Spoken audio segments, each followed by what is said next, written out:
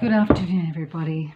My name's Annie and I'm from Melbourne, and I'm just mucking around here, but I wanted to come on today and show you a few things that I've been working on. This is more for the crafty people who are interested in that, and the knitters and crocheters and such. But you're all welcome to come and say hello. And I wanted to show you some of the things I've been working on, but they're all dark, or dark, and they're hard to see at night. So I've just discovered while I've been working beside Jug while we're watching telly or listening to music in the evenings, that apart from all those colourful blankets I've been working on so furiously, knitted and crochet, I'm now working on a few things for myself and gifts for family members, and they're all dark. And I had my eyes tested recently. I'm 63 and I've got a new script for those, and all's good there. But even with a bit of lighting, and even with one of these that I bought on Amazon, it's still hard to see the dark stuff at night. So I'm mucking around now and trying to think of other things I can do with brighter colours in the evening, because I do like to keep my hands busy and make things all the time. As with this thing here, some of you may know a better brand that I'd like to try. This one hasn't even got a name on it, but it's not that comfy. It sort of slides around, it goes this way and that way. It's pretty strong for about a couple of hours, and I charge it up every night before I go to bed, but it's not the most comfy. I think some of you have a better one, so if anyone's got any tips out there, please help me with that, because that could make my life easier at night time. So that's one problem I need help with. But some of the dark things I've been working on are things like this. Like this is the Coastland Cow by Anna Newton. It's in Finland. She's a beautiful girl that we write occasionally and have a chat. But this is the navy one, and I've just finished this one. I've got to tie in some loose ends here. I actually showed you this in my first pitiful video. And I think I showed you the back of it, which is very embarrassing. So this is actually the front, where those beautiful shells are, where you knit four together. And this is Cascade 220. But it's, and I love navy. I wear a lot of navy and neutrals. I might be a bit adventurous in other ways, but with my clothing I'm sort of safe. I don't wear, pretty leery colours usually. But this one's for me, and again, I mean I can tie in loose ends, but it is nice if you've got better lighting. These are really good. I made one with La Bien-Aimée, beautiful French grey, which I love, that's mine, and this one's for me too, but it's just sewn at the back, and it keeps you all snugly warm. Did another one with pale blue, I forgot the name of the brand, but with silk mohair as well that I had gifted. But yeah, navy, lots of darks, and I do like them, as I said. So that's one thing I've been working on, and I'm realizing it's a bit tricky now at night unless you guys help me. The other one I've been working on, it's on standby at the moment because I'm up to the band, the button band that has to go right around. This one is the granite cardigan, and this one I got inspired to make by Selma, on Little Big Knits. She was making it too. It's probably backwards where you are, but it's just a basic cardigan, really basic shape. And I get inspired by so many of you. I saw Ivana, beautiful Ivana, who I love and adore. She made a jumper, and she added just to her beautiful recipe pattern that she has for her raglan. She added a few stripes, and I'm going to have a go at also when I get to that part. This is the front bit, but again, it's navy. It's navy. This is from Bendigo Woolen Mills, which I've never ordered from. I've never been to the wool show. I do have tickets with Jub to go on Sunday. We'll see if we can get there, but I do have tickets. I've got all that organised, but I'm bracing myself for that because it'll be exciting, I know, but it's also, you know, it's a fair way to travel, and also probably packed, which I do go out to crowded places, and I do like going out, but you know, big crowds don't thrill me that much. So, but this is from Bendigo Woolen Mills, and I bought that just to try this cardi out, which is beautiful. And then I'm going to do some sleeves here, but do some colour work about down where the bicep starts down to the cuff. But again, now that I'm starting to get onto the button band, it's going to be a bit, you know, I need good lighting to start picking up all those stitches. So help, please. So that's been fun to do. I haven't made a cardigan for a very long time.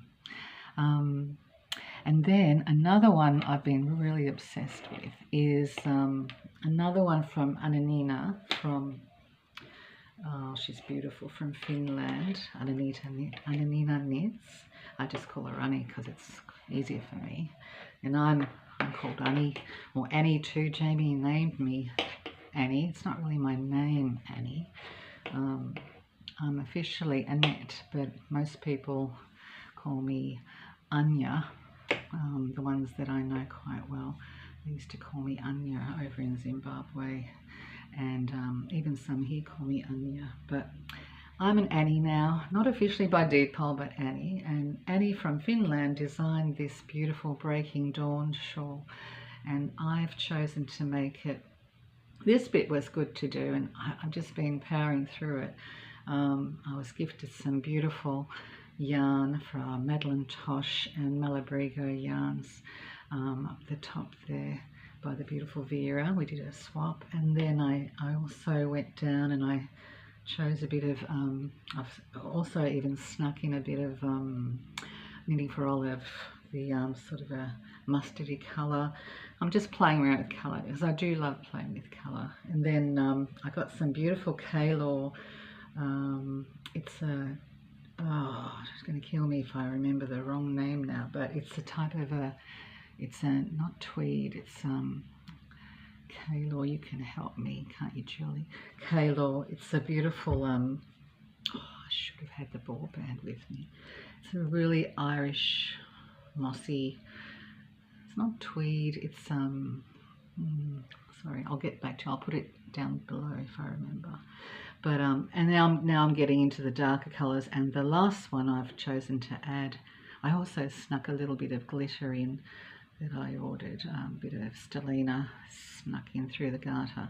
And now I'm onto this sort of a sea tealy Malabrigo sock base yarn that I found on a wool site.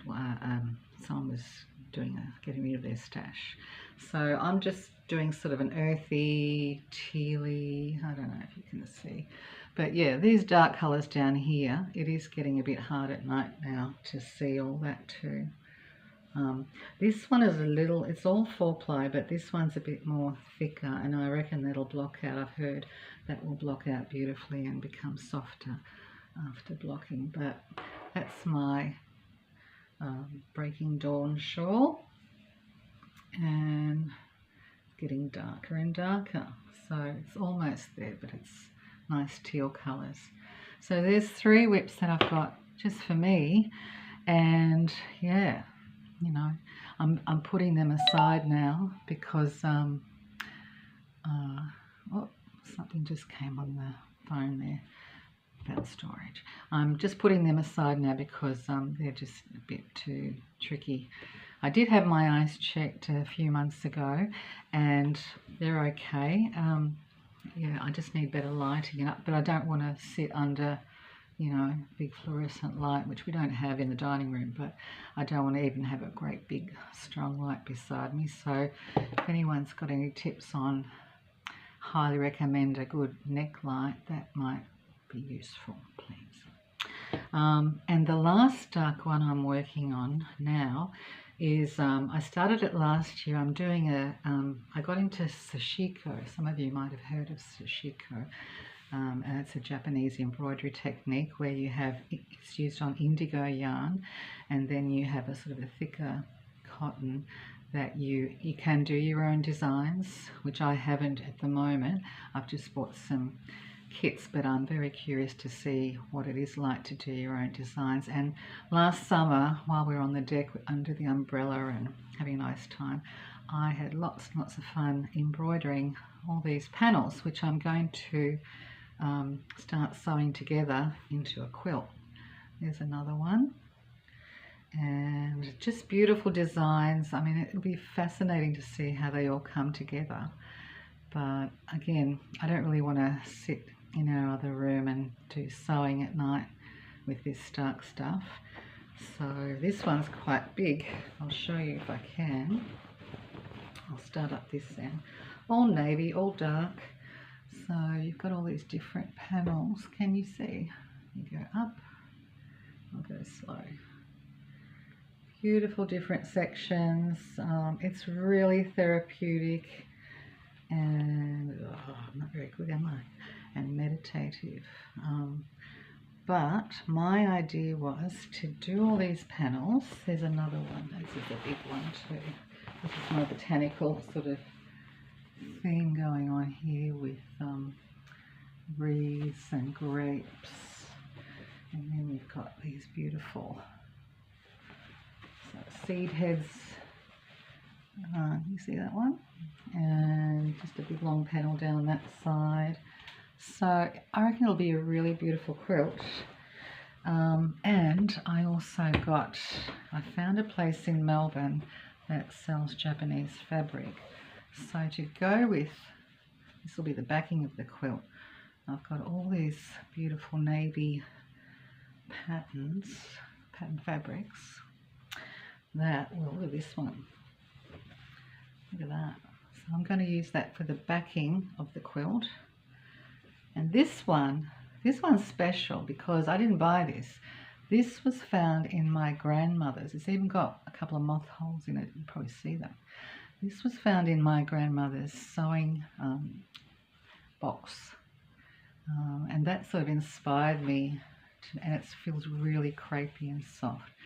But my Oma, she had this in her sewing box. So I've got all these beautiful Japanese inspired fabrics, which will be the back of the quilt.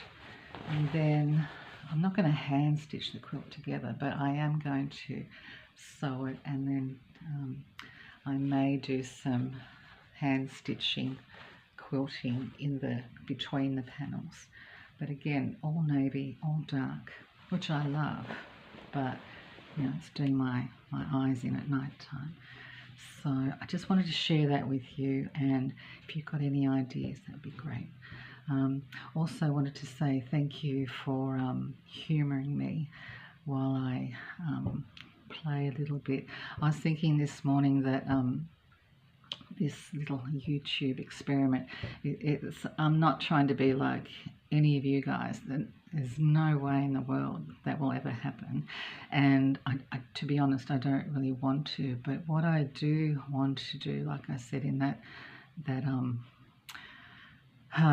musing video, is the one where I had my dressing gown on and I looked like you know, I just come out of wherever, whatever that the intent there was to I'm trying to get my thoughts together on where I'm going with all of this stuff that I'm making.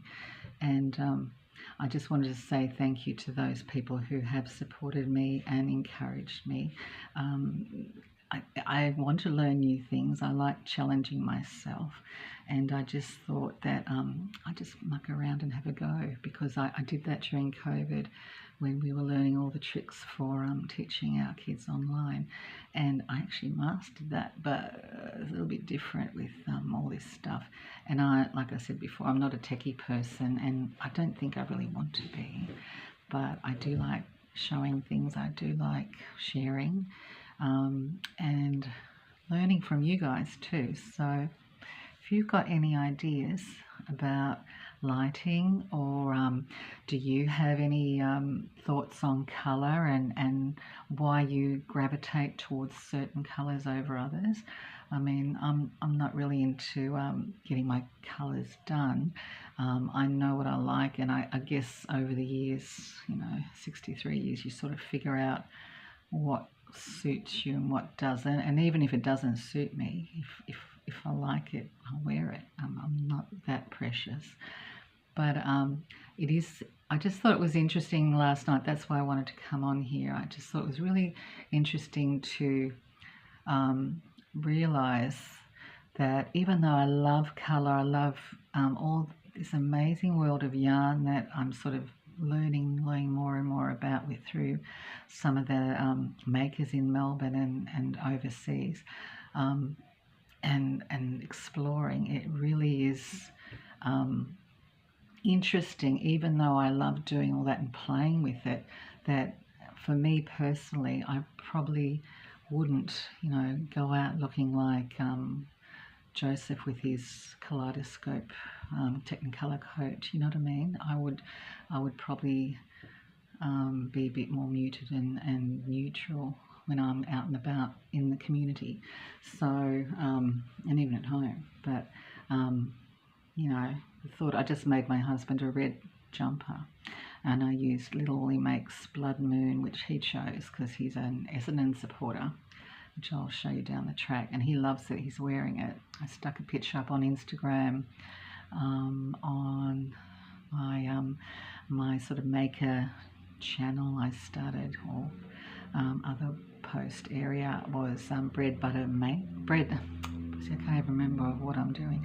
Bread butter blankets is what I'm aiming to keep. Also the making things on that Insta spot, and then my own page is Dado Annie on Instagram, and I just throw all sorts of things on there that come to mind. But I just think it's really interesting how some people gravitate towards different colours, or even when you go to a show, you're sort of lured by certain colours or me colours and things like that. And then other times you really are drawn to the wild and wacky stuff, but you might not want to wear it, or you might think it's cool or it's trendy, which I'm not into anymore. But in the end, it might just stay in the cupboard and stay there. So I'm curious.